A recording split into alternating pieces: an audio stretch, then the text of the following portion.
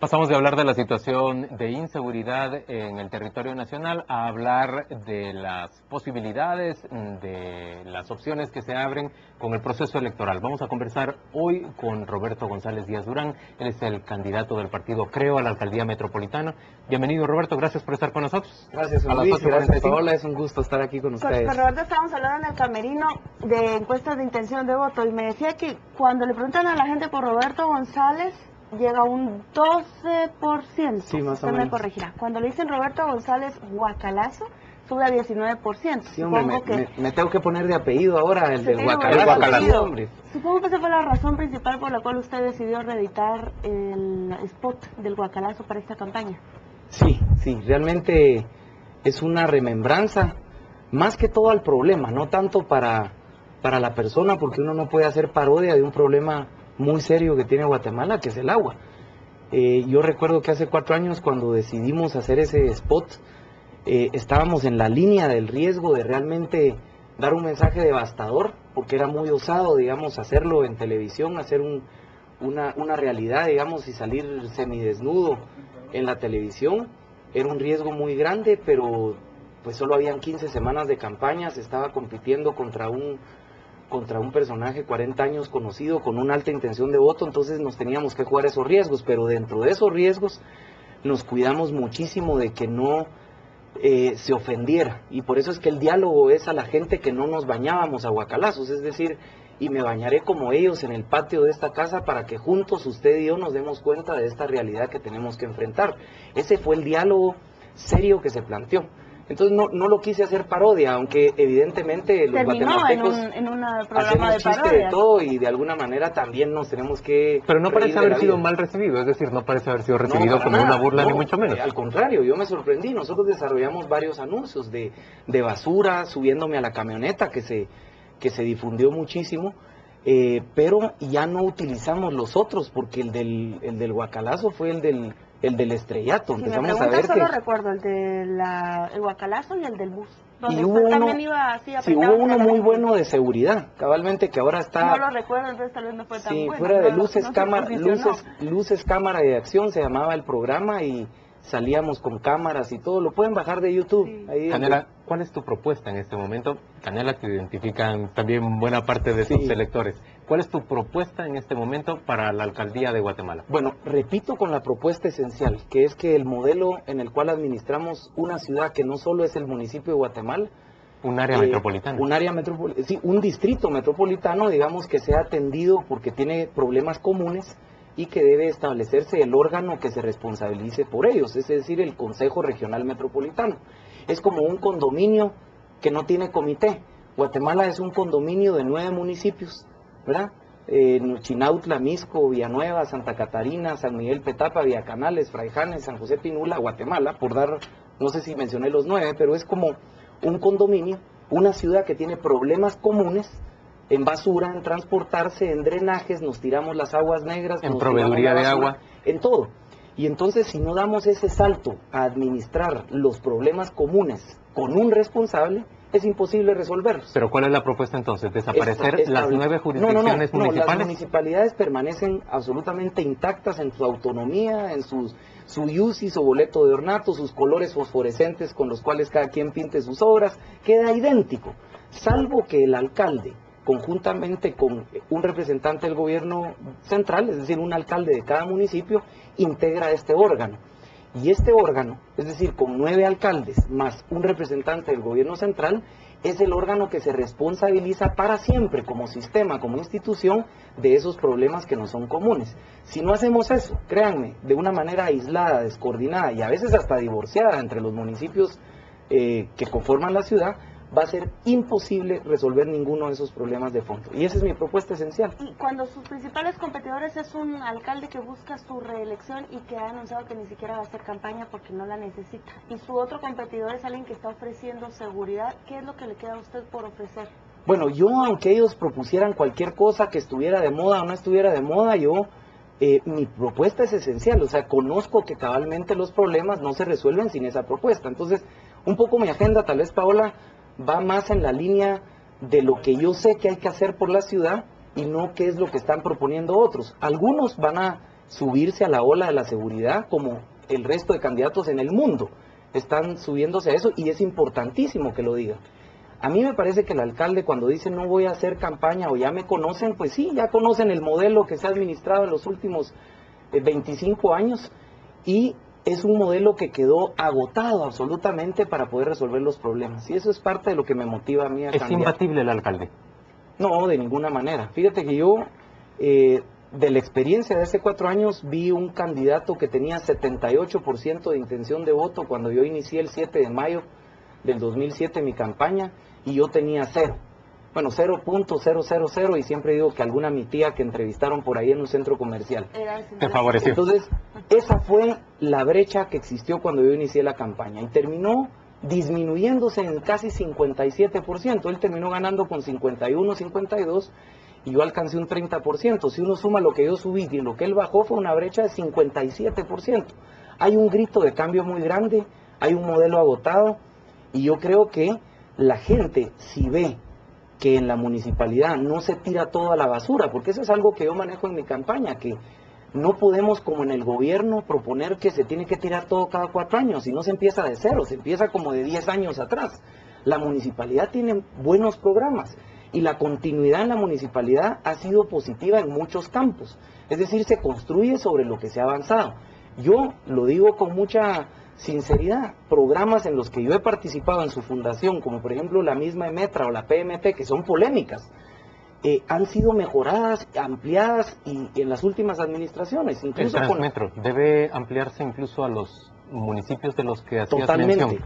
El Transmetro es otro de los ejemplos en los cuales no se logra el beneficio de bien común esperado, porque precisamente al no llegar a las ciudades dormitorio, la gente no sustituye el transporte ineficiente que es el carro. El metro superficial o los sistemas de transportación masiva están hechos, fíjense ustedes, para incomodar, suena raro, ¿verdad? Pero sirven para incomodar al ineficiente, que es el carro, pero al mismo tiempo acomodarlo en un sistema más rápido, eficiente y seguro. Pero las ciudades dormitorio del sur, que son Bárcenas, Villanueva e incluso Matitlán, se les incomoda, pero no se les acomoda. ¿Quién en su sano juicio se echa 50 minutos al cruce al Selma y va a dejar su carro? Ninguno lo hace. Se echa otros 15 o 20 y con una menor vialidad viene a trabajar. Y esa es la visión que yo quiero cambiar. ¿Por qué se queda en el Selma? Porque ahí te despiden. Después del Liceo Javier en Montemaría te dicen, finaliza Ciudad de Guatemala, feliz viaje, y no termina la Ciudad de Guatemala. Igual subida a Mushbal, igual la Roosevelt, igual después de la Betania. Este es el modelo que hay que cambiar. Hay que integrar un organismo vivo que es la ciudad. Es como una casa, no puede tener uno los cuartos separado de administrar la sala y la cocina. O sea, es un órgano, y nosotros no tenemos, a diferencia de las otras ciudades del mundo, incluso de Latinoamérica, que cualquiera baje de internet cómo se administra Caracas, Buenos Aires, Santiago de Chile, Quito, el Distrito Federal, Londres, lo que ustedes quieran. Tienen un dominio común para aquellos problemas que son comunes a distintos condados o distintos municipios. Me encanta tu palabra, porque condados es en Estados Unidos. Por ejemplo, en Buenos Aires son provincias, en Chile son comunas, aquí son municipios, en otros lugares son distritos, condados, como tú le mencionas, federaciones, como es en México, digamos, son federaciones autónomas que tienen un dominio común. Yo creo que el mejor ejemplo que siempre expongo yo en mis charlas es cabalmente el de un condominio sin comité, porque cada quien puede estar barriendo su casa, se encarga del agua de su casa, los jardines de su casa, el basurero de su casa, pero después ya lo del vecino yo ya no me meto. Claro, pero ¿quién provee el agua para todos? Claro, realmente, o la garita, o la seguridad. Hablando de agua, Roberto, usted fue gerente de Empagua, o sea, ¿cómo Sí. puede usted ser ahora crítico de una administración de la que usted fue parte también? Es que yo no ¿Por qué soy... fue parte si no era, según ahora, lo que usted ve que necesita la ciudad, lo que Es- era consecuente? Es parte cabalmente de ir aprendiendo de este sistema, qué es lo que funciona, qué no funciona. Por ejemplo, cuando yo empecé en 1991 en Empagua, los desafíos, entre otras cosas, era cambiar el sistema de pajas de agua que existía por establecer una equidad de que el consumo se cobrara tal Justo. como se consume. Que Y cobraran, ese fue el gran cambio, entre otras cosas que tuve oportunidad de hacer. ¿Cuál es el reto ahora de la ciudad en el tema de agua? El reto, entre otros, porque el agua es un tema un poco complejo, es primero obtener fuentes superficiales. Bueno, primero que todo, resolver el problema de fugas. de inmediato. O sea, no podemos seguir teniendo una producción de agua y en perderla la cual en el se camino. pierde casi el 40%. Yo siempre también hago el ejemplo de, solo para que se den una idea, es como estar haciendo horchata, que cuesta la horchata, digamos, para que la gente no sienta que no tiene un costo, pues es como hacer horchata y se pierde el 40% de un tonel que se produce. Producir el agua potable cuesta 2 veces y medio más que producir horchata, y eso todos los días, en este preciso segundo, se están produciendo miles de metros cúbicos por segundo. Y estamos perdiendo y el 40%. Estamos perdiendo el 40%. Ese es el primer desafío y hay que dedicarle a darle, al final de cuentas, molestias a la gente con levantar mucha de la vialidad que existe en la zona 3, la zona 6, la zona 1, porque ahí es donde, entre otros lugares de la ciudad, tienen la mayoría de fugas. Eso hay que hacerlo. Luego, conseguir fuentes subterráneas fuera del valle de la ciudad para todo el distrito metropolitano y aprovechar la capacidad del Chaya-Pixcayá, por ejemplo, que viene a 50% desde que se construyó en los años 70, digamos, está a un 50%. Optimicemos esa infraestructura.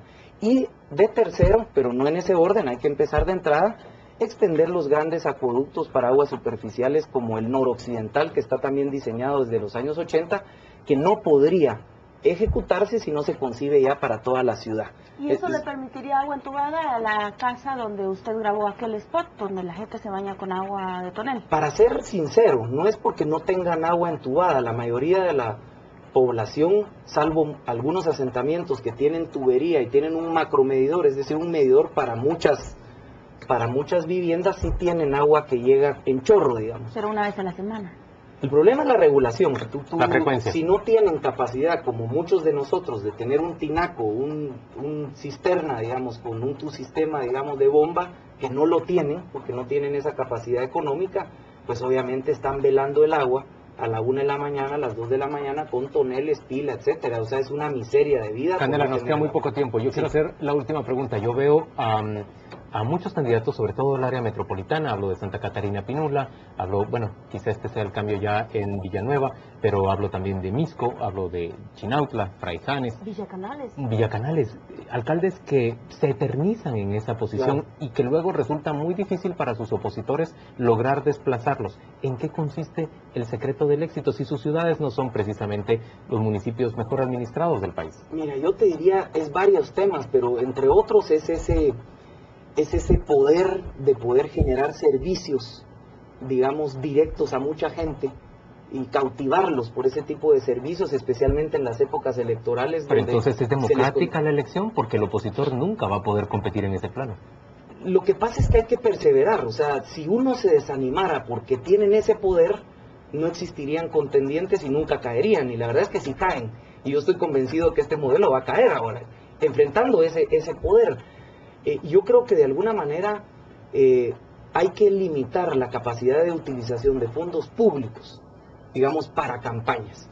Pero es lícito, a mi juicio, que si hay gobiernos municipales que cumplen y que generan obra, pues tengan la posibilidad de que sean reconocidos y reelectos como en otras latitudes. Ahora, especialmente nuestra legislación para el gobierno central está hecha para que no se reelijan, digamos, que no se reelijan los que ostentan el poder. En el gobierno central. Así como lo vemos. También en las munis, a mi juicio, debería existir, ya que vemos que hay que se eternizan, deberíamos ya ponerle un control, porque un límite a la elección. El secreto es el uso de los recursos públicos, y no solo en obra clientelar, lo ves en mercadeo, lo ves en colores, lo ves en comunicación, lo ves en utilización del poder, por ejemplo.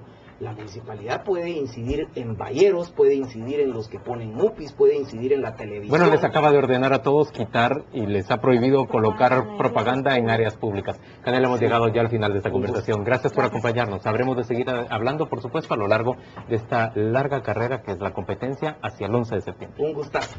Vamos a una pausa comercial, volvemos a ofrecerle ya los deportes.